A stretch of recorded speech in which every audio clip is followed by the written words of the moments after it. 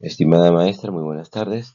Vamos a hablar sobre el caso 3 en esta semana 18 del curso de Filosofía del Derecho.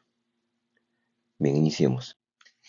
El análisis, el tema elegido es el análisis del caso de corrupción del gasoducto del Sur bajo la teoría del derecho justo de Francisco Miro Quesada. Antes que nada debemos hablar un poquito de la introducción. La filosofía en el Perú es desarrollada desde la etapa colonial. Aunque se discute su origen en su etapa andina, se extendió en la época republicana con el surgimiento de movimientos políticos en el pensamiento moderno como sustituto de los iris naturalistas, la laicización del pensamiento jurídico, la separación de los conceptos del derecho y la moral durante el racionalismo, la ontologización del derecho positivo llevada a cabo por la escuela histórica y el positivismo. Asimismo, en la actualidad, la filosofía jurídica sigue cumpliendo una función normativa de enorme relevancia e importancia metodológica, ontológica y axiológica. Es así que nos encontramos ante una disciplina normativa que pretende justificar reflexiva y críticamente el ordenamiento jurídico y político en las últimas décadas del siglo XIX y la primera del siglo XX.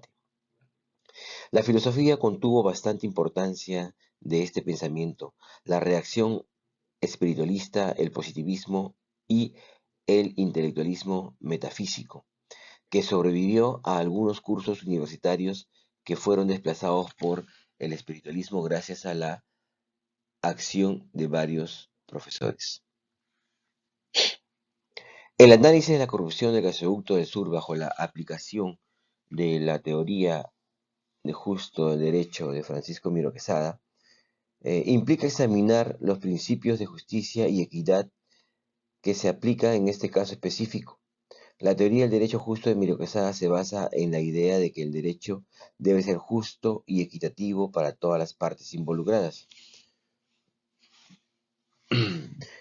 En el caso del gasoducto del Sur se trata de un escándalo de corrupción en el que se descubrió que funcionarios gubernamentales y empresarios estaban involucrados en actos ilícitos relacionados con la construcción y la operación del gasoducto. Para analizar este caso desde la perspectiva de la teoría del derecho justo, se debe considerar los siguientes aspectos. La igualdad. El derecho justo sostiene que todas las personas deben ser tratadas de la misma manera ante la ley. En este caso se debe evaluar si todas las partes involucradas fueron tratadas de manera equitativa y se respetaron sus derechos legales. Transparencia. La transparencia es un principio fundamental de la teoría del derecho justo.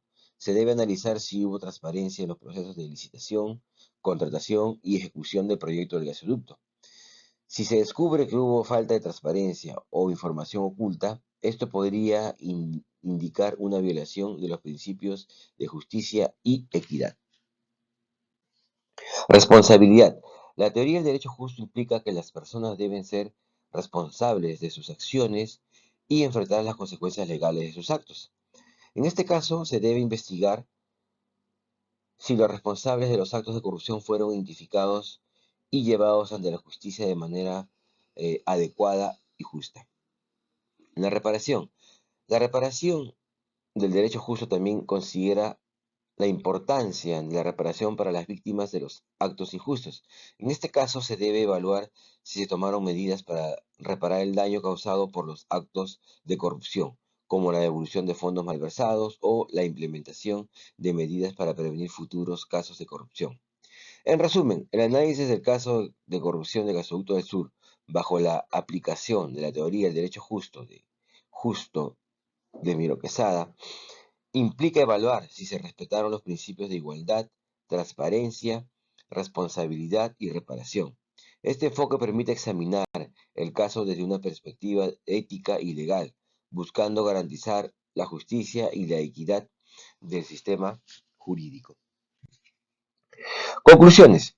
El mérito de Francisco Miro Quesada es haber descubierto y planteado por primera vez en el año 1951 el problema central de la teoría jurídica, a saber, el problema de la deducción jurídica. A partir de esto, haberse trazado asimismo el magno propósito de construir un sistema formal que permitiera demostrar la validez lógica de las inferencias jurídicas que tienen lugar en la práctica del derecho positivo, fundamentalmente en los procesos judiciales. Si bien es cierto que Miro Quesada acertó en lo que concierne a la determinación del problema central de la teoría jurídica, sin embargo no tuvo la misma suerte en lo que se refiere a la manera en que se podría resolver directamente, correctamente dicho problema, y esto dado así porque en primer momento Miro Quesada confundió norma con proposición, y aun cuando posteriormente formuló planteamientos en torno a su distinción, en la práctica continuó empleando aquellos principios o conceptos de modo ambiguo, como si fueran sinónimos. No logró descubrir ni tampoco formular ninguna ley propia y específica de la norma jurídica. No logró tampoco determinar las leyes de la lógica clásica ordinaria, eran válidas en el terreno de la lógica jurídica y cuáles no lo eran. Se basó únicamente en la parte elemental y superficial de la norma formal, la correspondiente a la lógica proposicional. No tuvo una idea clara acerca del carácter que había que asumir en un sistema de deducción jurídica, es decir, si este sería axiomático o sería un sistema de deducción natural. Recién en el año 88, a través de su publicación de su artículo Lógica Jurídica Idiomática, fue cuando Miro Quesada se percata de que la lógica jurídica es, en realidad, una lógica híbrida, pues aquella no es una expresión de una simple aplicación de la lógica proposicional, sino que posee una propia parte específica basada en la lógica deóntica y que, además de su dominio, en su dominio es necesario recurrir a la lógica de primer orden. La teoría del derecho justo propuesta por Francisco Miro Quesada busca establecer un equilibrio de justicia, entre la justicia y el derecho en la resolución de casos legales. En el caso de corrupción del gasoducto del Sur, podemos obtener las siguientes conclusiones aplicando esta teoría. La importancia de la justicia. La teoría del derecho justo garantiza la justicia en la resolución de casos legales. En el caso del gasoducto del Sur es fundamental que se investiguen y se sancionen a los responsables de los actos de corrupción para asegurar la justicia y evitar la impunidad. Respeto al debido proceso.